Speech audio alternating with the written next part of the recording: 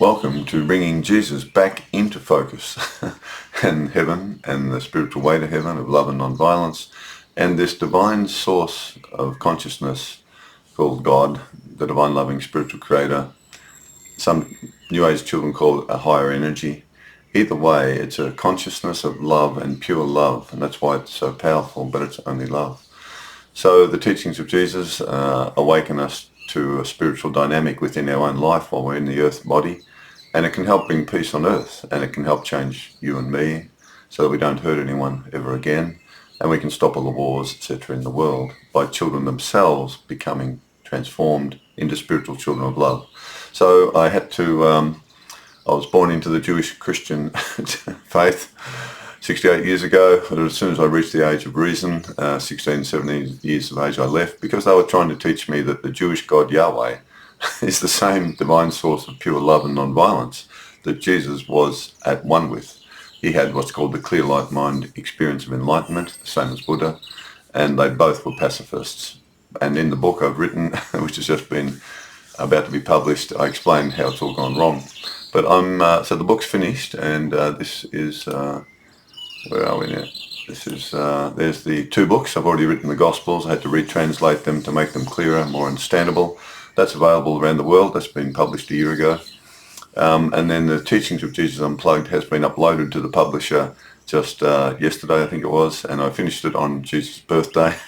I've been in a lot of difficulty with a fungal illness in my lung, which is poisoning the brain. But I've been able to do this simply because I had to investigate what went wrong. And there's no doubt that heaven absolutely wanted me to set things right, because I'm just a gardener. I'm not a theologian or university cardinal trained bishop or pope. I just love Jesus' words. That's all I ever needed in the Bible.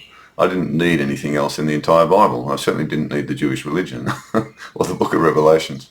So this is the book. As I say, if you wish to purchase it, just contact me on that email there, and I'll give you a bank account and drop some money into it for me. I'll just charge you the cost of the printing of the book at the moment.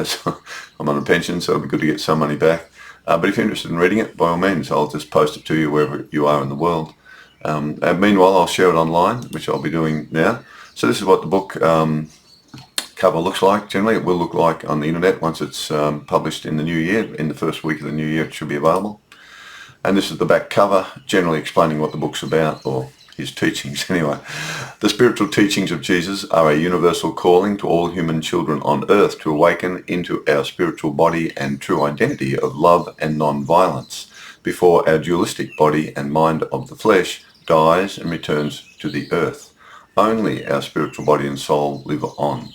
We must prevent the dualistic mind of our earthly body of flesh from controlling us and become at one with our spiritual mind filled only with the loving life force of our loving spiritual creator. Then our two bodies, one made of the earth and one formed of spirit, can be in harmony and at one in purpose, to bring the spiritual love and peace of earth to the peace of heaven, the war of earth at the moment. The peace, if we're in harmony, if the two bodies are in harmony, then the peace of heaven to earth for all children can be brought through you and me, through our spiritual body of love coming alive. Only true spiritual children of light and love can enter the heavenly spiritual world. All those children divided within themselves between love and hatred cannot enter. The words of Jesus can awaken and transform us. So we'll go straight into chapter 2 of the book, The Teachings of Jesus Unplugged. Our loving spiritual creator, this is based on Jesus' words, this is a general description of this beautiful, loving being who, by the way, can't hurt anyone, can never hurt you. That's the Jewish God. You've got to separate their two-headed God out from the singularity of the divine source that Jesus is one with. In the previous YouTube video on chapter 1, I briefly mentioned that the Jews worship. It's a dualistic religion. They've got two Yahwehs, not one. One's a war God, one's a God of love. So this is talking about the spiritual creator or spiritual life force that Jesus was at one with. And we all should be, as Christians, certainly you should only follow this divine loving creator, not the Yahweh, two-headed God. Our loving spiritual creator. Our loving spiritual creator is beyond gender. I personally choose to refer to our loving creator as she, but you may feel more comfortable in replacing my female pronoun with the male pronoun, he, as you read this book. I prefer the pronoun she, as it is our earthly mothers who give birth to our biological bodies, so it is reasonable to also call our divine spiritual creator she, as she gives birth to my spiritual body and life. Also, in this earthly world, it seems a common satanic sickness that mostly males start wars, not females. So to align the divine loving creator with females is quite in accordance with the more spiritual and intelligent gender on earth. My hat goes off to women. Another interesting coincidence in the English language is that the pronoun he only represents the male identity, whereas the pronoun she has both male and female pronouns in the one word. Therefore, using the pronoun she covers the identity of our loving spiritual creator more fully. Our loving creator has placed his perfect spiritual body and soul mind of love in every single human being on earth to find, become at one with, and enter the heavenly spiritual world of love after our body of flesh dies and returns to the earth. Our loving creator holds every single child as being equally precious, whether saint or sinner, and does everything in her power to guide them all home to safety in heaven. She only heals and restores, forgives and lifts you up when you fall down. She can never hurt any of her children, unlike the Yahweh, two-headed God. This is a dangerous material world filled with dark forces, traps and temptations to make you go astray, along with simple physical dangers and sufferings, and we need the loving spiritual teachings and way given to us by an awakened child of hers, like Jesus or Buddha, to navigate safely through this challenging world. We must remember as Christians that Jesus and Buddha taught the exact same thing about the mind being clean. That's the only way you're going to find your true identity, and they were both pacifists until Jesus' teachings were corrupted around the 4th century. I'll get onto that later in the book and why it happened. It is true that we all need a good spiritual teacher of love and non-violence to help guide us to awaken and become spiritual before our body of flesh dies. And naturally we honour those loving teachers and give great thanks for their kindness to care about us. But it is incorrect to say that only the followers of Jesus will enter the heavenly spiritual world, but rather to say only those who know the way of love and non-violence and become at one with it, that Jesus and other great spiritual teachers like Buddha taught, will enter the heavenly spiritual world of love. It is not just the person Jesus who saves you, but his words, explaining the way that awakens your spirit and leads you to heaven. These truths are universal and found throughout many religions and philosophies to varying degrees.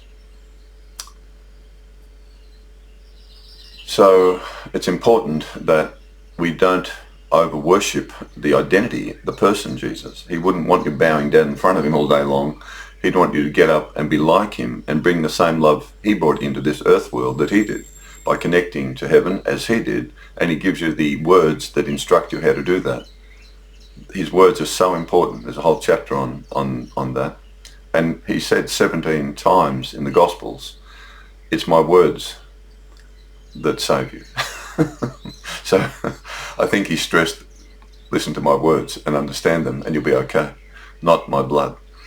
I believe Jesus had a complete understanding of the spiritual way after his inner experience of enlightenment and had a fully opened connection through his awakened spirit with our loving spiritual creator in the heavenly spiritual world. His teachings, when seen correctly, will transform anyone into becoming a living spiritual child of heaven on earth, transcending this material world and becoming a bridge between the heavenly spiritual world and the earth material world to bring heavenly love to all other children. Our loving creator has inspired many children from different cultures and religions over the centuries to search for her and the heavenly spiritual world and the way of love to get there. They all teach the same way of love. If they're correct, it'll be the same. Love and non-violence.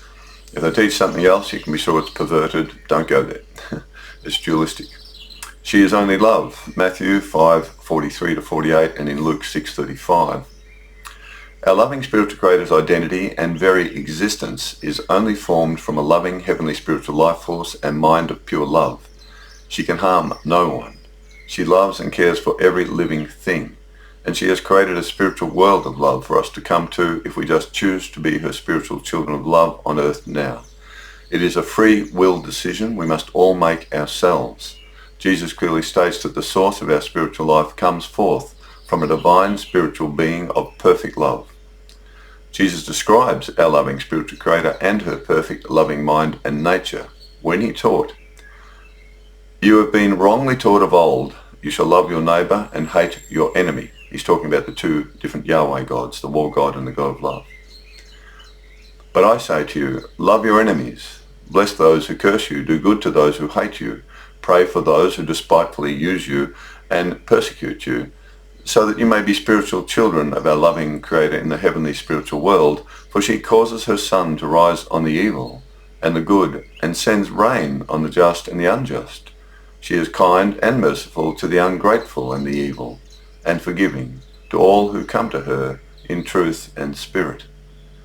If you love them who love you, what degree of spiritual life is that? Do not even sinners, thieves, and tax collectors do the same? And if you greet your fellow brethren only with respect, what more are you doing than others who are little in spirit? But I say to you, love your enemies, do good and lend, hoping for nothing in return, and your spiritual life will increase. If you only love some but not others, you are divided within yourself and cannot be called her spiritual children. In everything, treat others the same way you want them to treat you. Therefore, if you wish to be her spiritual child on earth, and later enter the heavenly spiritual world, your love now must be as perfect as her love towards all of her children on earth. This is why one of the most important spiritual attributes we must have as children of our loving Creator and as followers of the way of Jesus is to be a pacifist just as he was, in order to awaken, establish and strengthen our heavenly spiritual body and mind of love to be ready to enter into an entirely new spiritual world and existence in our spiritual body after the death of our earthly body of flesh. She is a loving spiritual being. In John 4:23-24, Jesus says, "The hour is coming and now is when the true worshippers will adore the loving spiritual creator in spirit and truth. For such are those who the loving spiritual creator seeks to be her children. The divine loving creator is spirit, and those who wish to adore her and be with her must come to her in spirit and in truth." It is difficult at first for us to understand that this perfect spiritual being of love really exists, due to being born in a temporary body of flesh in a dualistic material world of love and hate, pleasure and pain, war and peace, birth and death. Our earthly physical senses cannot easily detect her presence in our life. However, she does exist, but it is a spiritual being, not physical. Which is why we need to awaken our spiritual body and soul mind of love to be able to connect with her and feel her presence working in our life. She places our spiritual body in our body of flesh and helps us awaken spiritually through her children who have already awakened spiritually, like Jesus and Buddha, who give us the teachings of the spiritual way, so we may also awaken. Then we will be able to feel her presence being always with us before we die and be guided by her to heaven. This is the treasure hidden in the field of the flesh that Jesus spoke about. Our spiritual identity must be alive, and because it is our ultimate true identity, then we can enter into her spiritual world of love in spirit and in truth, as Jesus taught.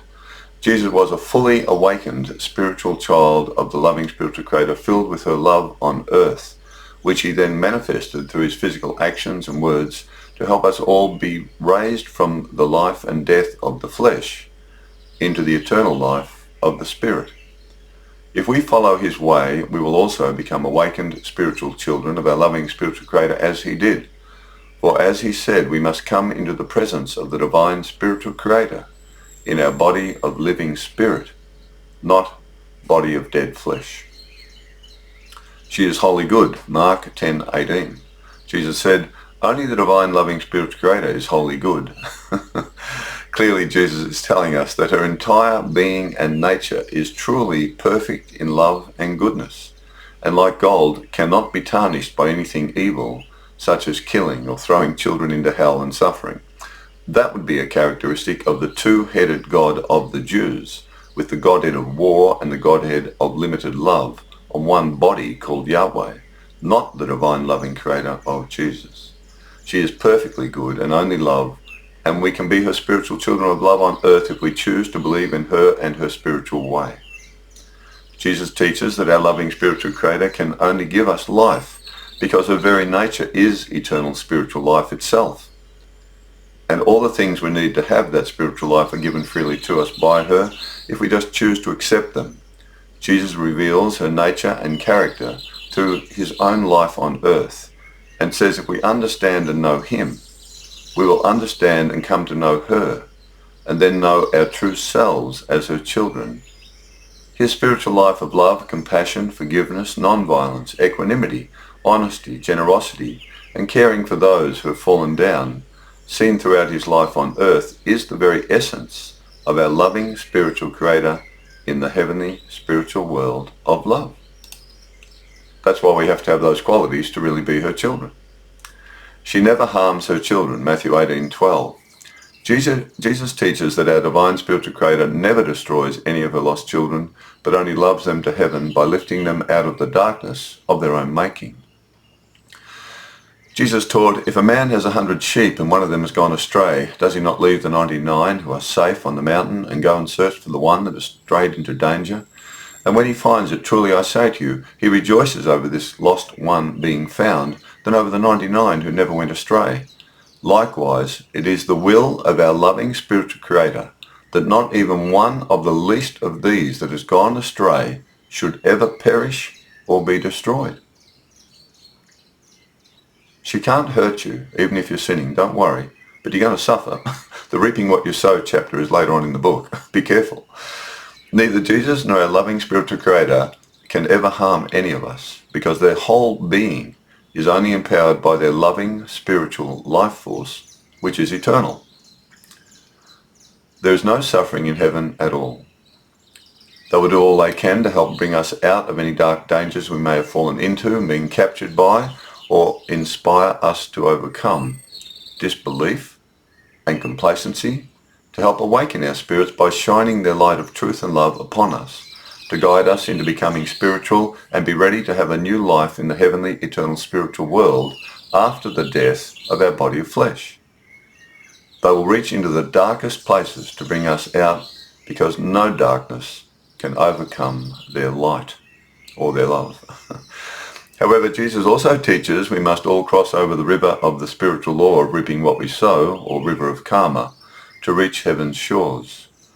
Those alive in spirit with love will just walk across like Jesus did on the water. Those who have covered their spirits in evil filth will sink into the river and undergo the cleansing experiences of burning realizations of their own wrongdoings. Only we can harm our spirits by committing evil through free will decisions. If a physical sickness or pain affects our behavior in a bad way, spirit is not tarnished, our spirit's not tarnished, as it is not a free will decision but an external interference. Many children suffer from various illnesses that affect the brain and their behavior can become violent or indifferent, or of course drug addicts, etc. But it's a chemical shift in the brain that you can't control. Even a sickness can do it to the most beautiful child on earth. So we do have to be aware of that. And just remember that that's not a sin. That's not a free will choice. Those sort of sicknesses cause you to do bad things. Instead, it's when your body's perfectly healthy, nothing wrong with it at all, and you choose to be Vladimir Putin, Benjamin Netanyahu, Hamas, Adolf Hitler, you choose to murder and kill other children, that's when you've really shifted into the false identity, which we'll talk about later. She only gives us good things, Matthew 7:11.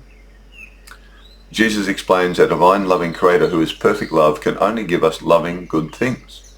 Jesus said, if you, being imperfect, know how to give good gifts to your children, how much more will your loving spiritual creator in heaven give what is good to all her spiritual children who ask her? At all times we are spiritual children of our loving Creator, whether we know it or not. Only the degree of awakening into our spiritual identity differs between all children. Some, of course, become dark shadow figures as beasts of the flesh, like the warmongers, murdering, stealing, and causing great death and suffering to other children, with very little spiritual life force left in their spirits. While other children are selflessly helping and loving all other children they meet and are filled with her loving spiritual life force. But for both groups, she will only give good things to support their spiritual life and spiritual needs. How each child receives her support will depend on their situation and state of spiritual awakening, but her intention is always to help wake them up to becoming a child of love and non-violence, so they can enter the heavenly spiritual world.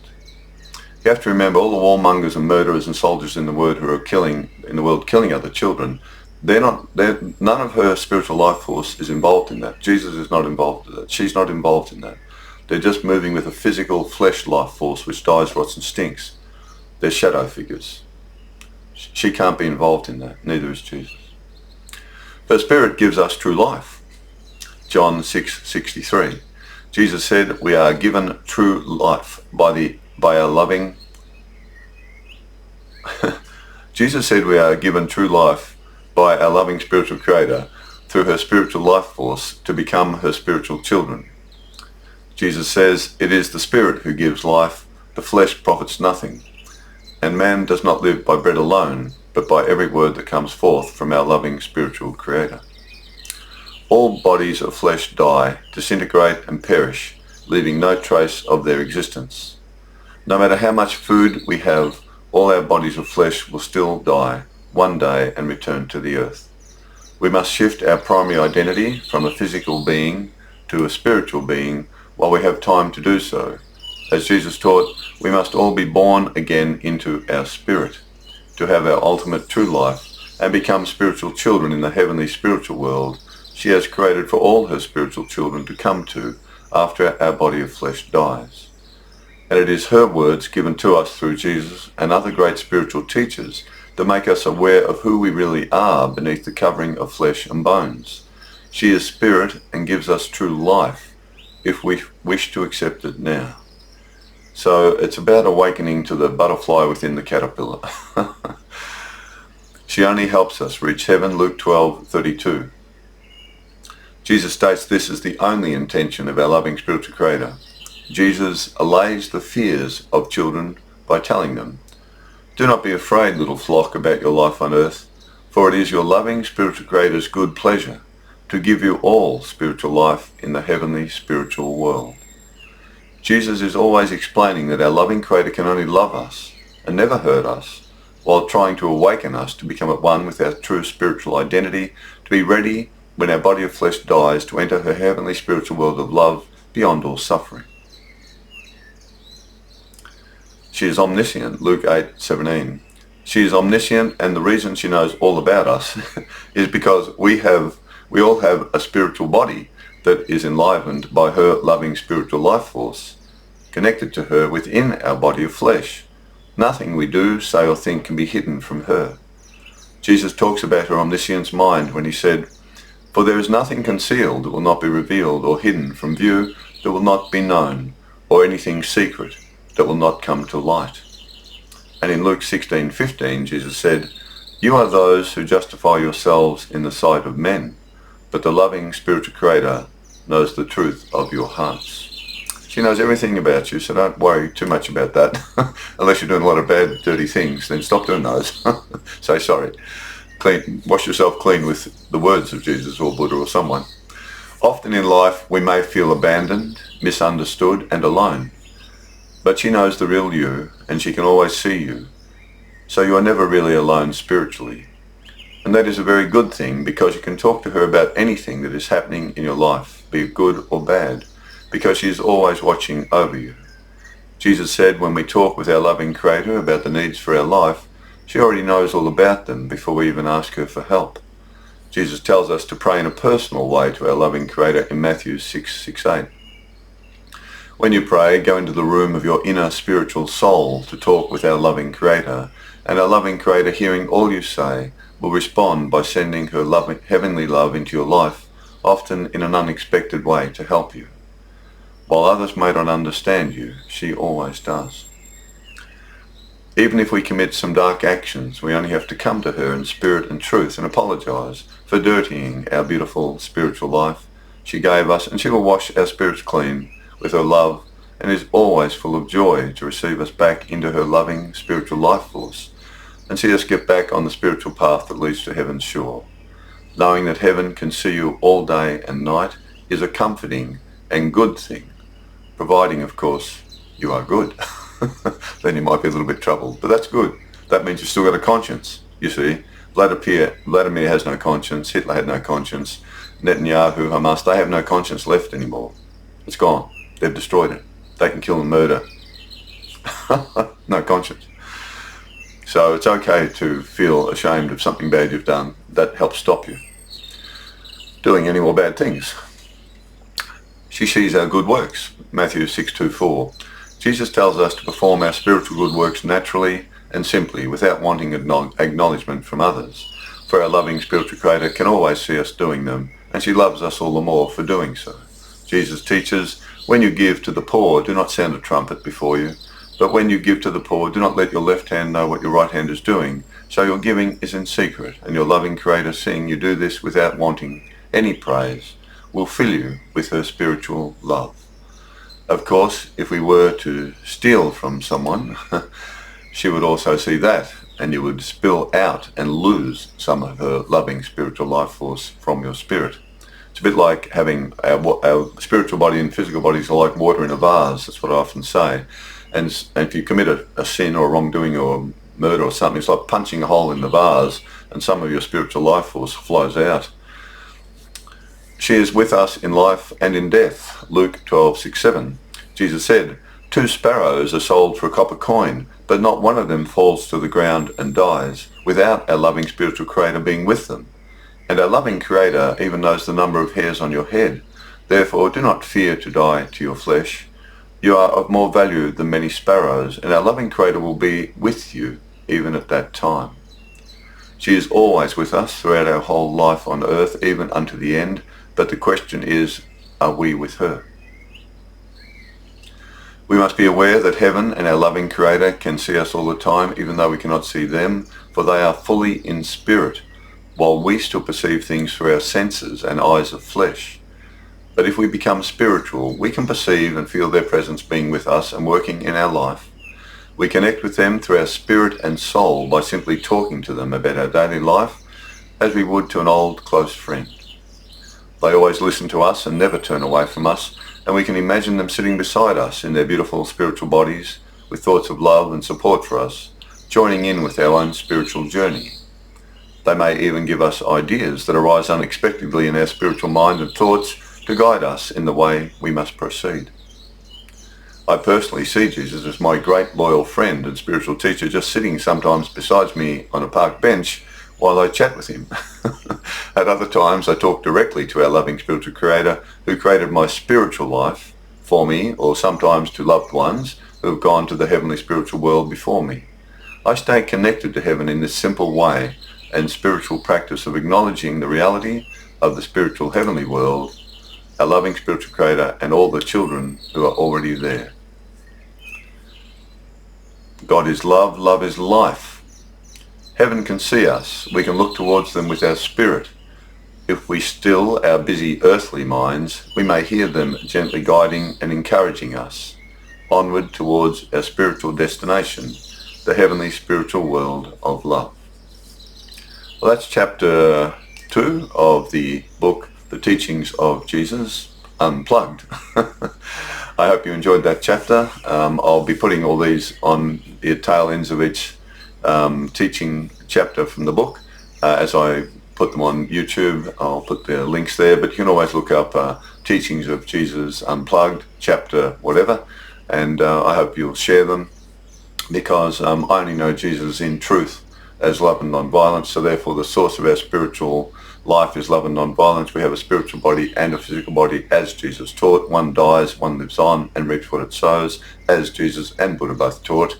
And that's why I'm here now defending Jesus and our loving spiritual creator. I'm just a gardener, and I've got to defend them against all this Jewish Christian slander. I never realised how bad it was. I never looked into it. I never bothered about it. But I'm happy to work for them and do my little bit. There are others on YouTube who are talking about this as well, to disconnect from the two-headed God Yahweh. You have to. If you're a Christian, stop believing the rubbish that the Jewish Christian churches are telling you, and it's a lie. Yahweh is not the divine loving source of Jesus, because the divine loving source of Jesus is only love and non-violence. Clearly, there are two Yahwehs in the Old Testament. The Jews are deceiving themselves and everyone in the world. It's a lie. They need some good rabbis to break away and rip out all the references to their war god in their scriptures and begin to just get together, compile the good sayings of the good Yahweh of love. There is a Yahweh of love there. And if they do that, if they compile just the loving Yahweh from all their Jewish scriptures, guess what? They'll have the same thing that Jesus did 2,000 years ago. Don't you get it? And of course, Jewish Christian churches, I mean, I was born into the Catholic faith. Well, Pope, is it Leo? What's his name there? Whatever his name is. The new Pope, anyway. He's got to stand up and say, listen, everyone, sorry, our church has been wrong for 1,700 years. Yahweh is not the God of Jesus. There's only one Yahweh there that is. There's another war god, and it is a war god. And until someone's got the guts in all these churches, these Jewish Christian churches, and I mean it, they've got the guts to stand up and speak the truth for once, and tell all your followers this truth. We're not going to worship Yahweh anymore. That is not God. That is not the creator of your spiritual life. And that will free all your followers up from this confusion and delusion. We're not Jews. If you follow Jesus, you're a Christian, a Christ consciousness of love and non-violence. You can't be Jewish and that, because the Jewish consciousness is kill your enemies, murder them, steal their land, and love each other. It's a different type of spirituality that's perverted, it's dualistic, and it's wrong. You can't teach two opposing gods with the same name. It would be like saying Adolf Hitler and Mother Teresa are the same. Let's call them Adisa. It won't work. It won't cut it with me or any intelligent child in the world. That's why Christians stay with Jesus and stay with all the charitable works, you see, that come out of the Jewish Christian faith. They've got Jesus there. They just have to stop, cut the ties and the chains of the Jewish religion that you've wrapped around Jesus and the loving creator. Stop slandering them. And of course, as always, I advise every Christian, rip the book of Revelations out and burn it. There's a whole chapter on that. I really like that chapter. Okay, well, that's about it then. I guess I'll just leave you with this one saying of Jesus. He who listens to my words, understands them, follows them and lives out of them, will pass through the death of their physical body into a spiritual life of love. I believe that. I try to live it. Let's all try to do it. Bye for now.